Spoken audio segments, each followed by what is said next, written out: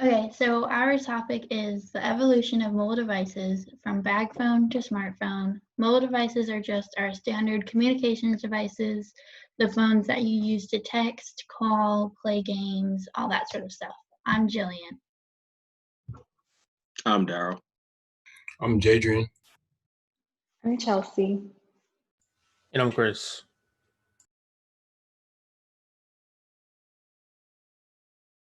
The definition of mobile devices.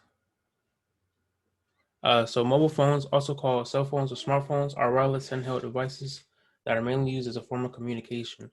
Over the years, mobile phones have evolved to do much more than just talk and text. Mobile phones now have cameras, web browsers, apps for entertainment, apps for lifestyles, and social media to communicate with more people worldwide.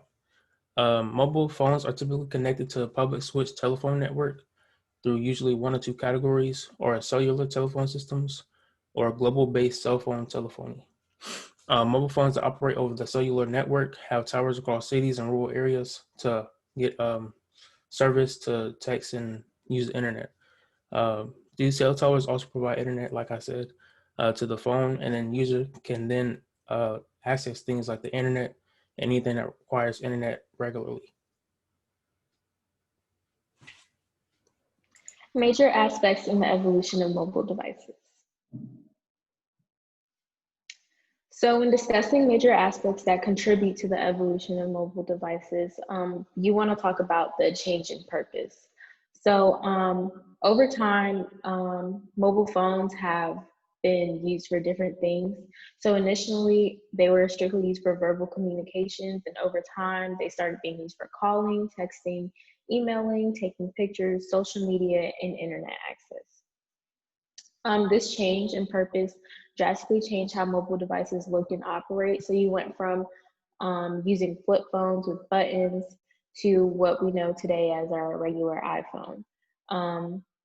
Then to accommodate to the changes that occurred, we went from seeing those flip phones go into iPhones. So we have now apps and stuff on our phones that we can use to do different things. So another thing that we would like to, that you would want to discuss when you're talking about the evolution of mobile devices is how it has impacted society.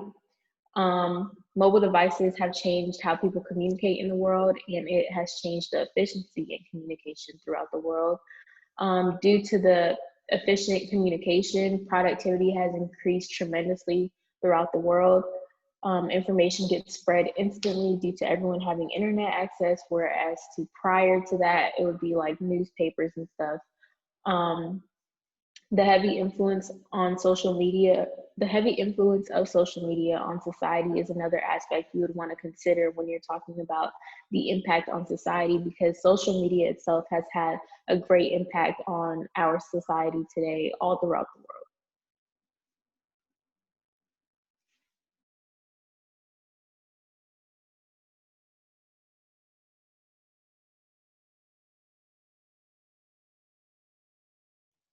You're muted. Thank you. Okay, so this is the history and evolution of devices. Primary communications devices before the bag phones were walkie-talkies used by the military during World War II and car phones. The walkie-talkies were mainly AM and FM radios with an up to 5-mile range, and they weighed from 5 to 38 pounds. Car phones were expensive, practically importable, only partly automatic, and weighed at least 40 pounds on most occasions.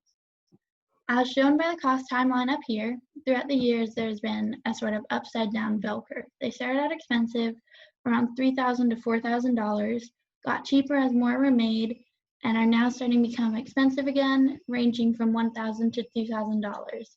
Below that is a brief timeline of the devices.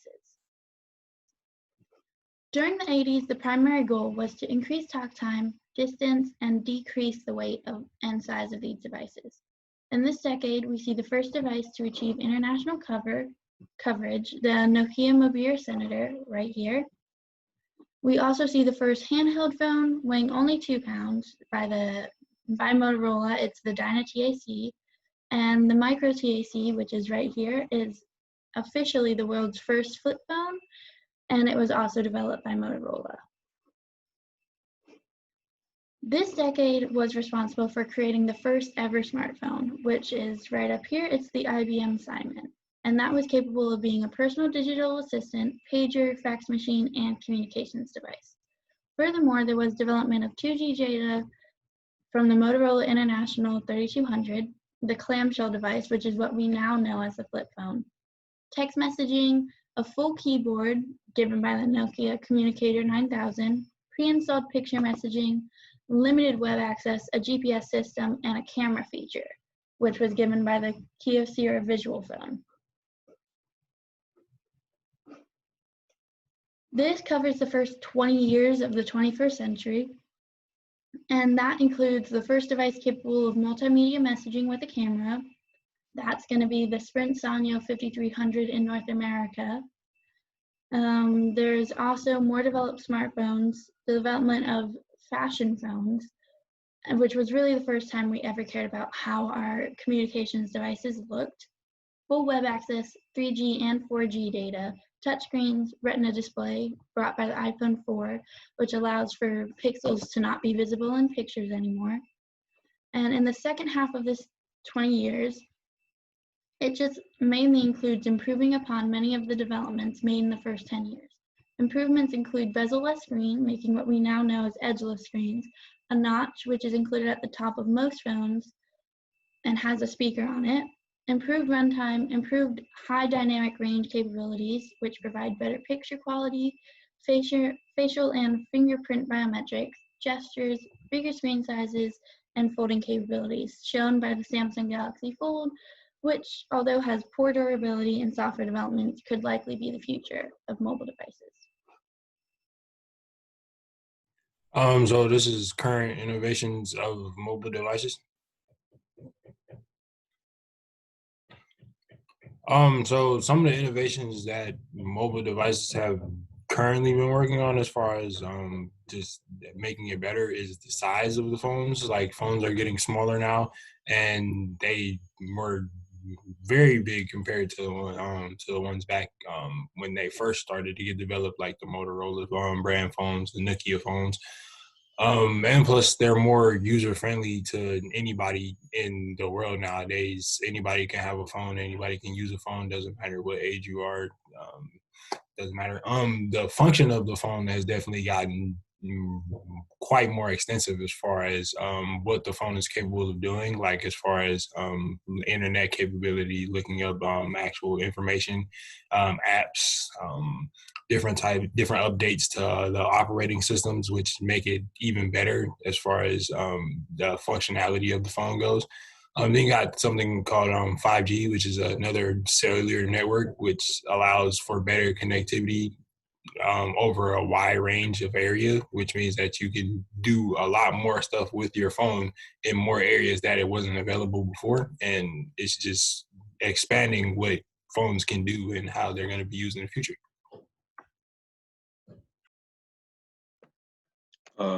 What are mobile devices used for? As we know, mobile devices are used for many things, but here's a few examples. As number one, communication, which consists of text messages, calling each other. iPhone has the feature of FaceTiming. Other smartphones have the feature of video chatting. Number two, we have social media.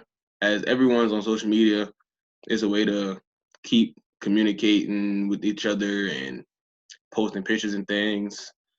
Number three, we have taking pictures and videos in real time. As back then they didn't really have cameras. They didn't have cameras on phones at all. So this feature really is a big upgrade. So that's for us to capture moments. Reading and learning. iPhone has an app called Wattpad, and I'm pretty sure other phones have different apps, but most people read off their phones instead of actually getting books. College kids are trying to not buy textbooks and will buy the ebook and use it off their phone. Entertainment, there's a lot of video games that comes on cell phones. You have YouTube that you can watch live streams on. have different applications that you can do numerous of things on. News and weather report. As many know, the younger generation don't watch the news and really don't look at the news how the older folks was doing back in the day. So this is how we get our news through our phone from social media also. And the weather report is the weather and apps on the phone.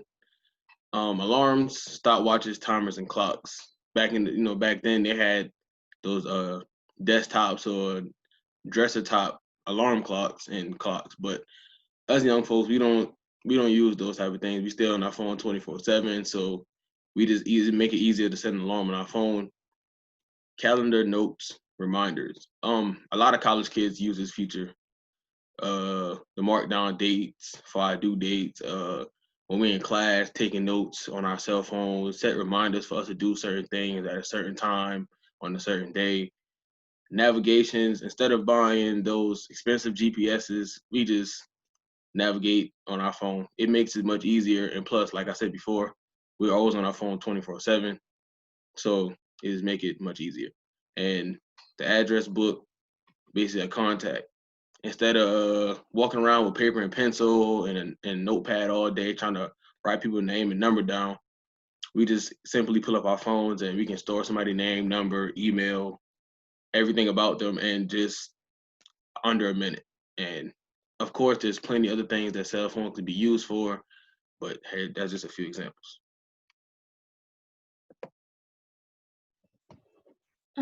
So during this project, I realized that one of my most favorite things about the phone is how it has changed in the way we use it.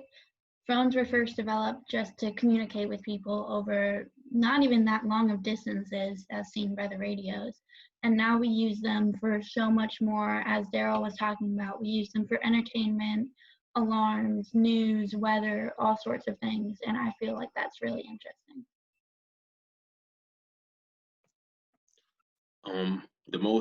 The thing I like about this topic is how Julie said about the size of the phone, the bag phone, because I couldn't imagine carrying around a big old bag on the side of my hip every day trying to communicate with someone. So from the bag phone to what we have nowadays, I'm really appreciative of my phone size today.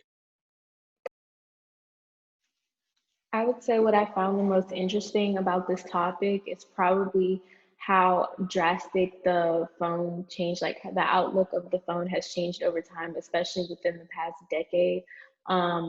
Especially how we have like our iPhones today when people before didn't even think that there would be touchscreen phones. So that's definitely something that I would say is the most interesting.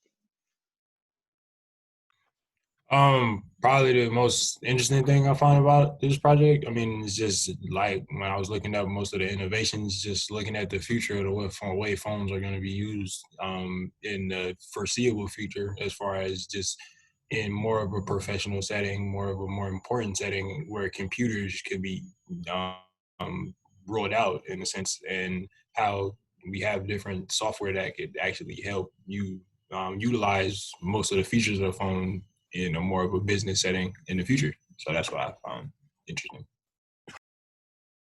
What I found interesting is that phones used to cost upwards of like $3,000, and how we're like they slowly went down over like the last well, before 10 years ago they went down, and then now they're starting to rise back up to almost $2,000.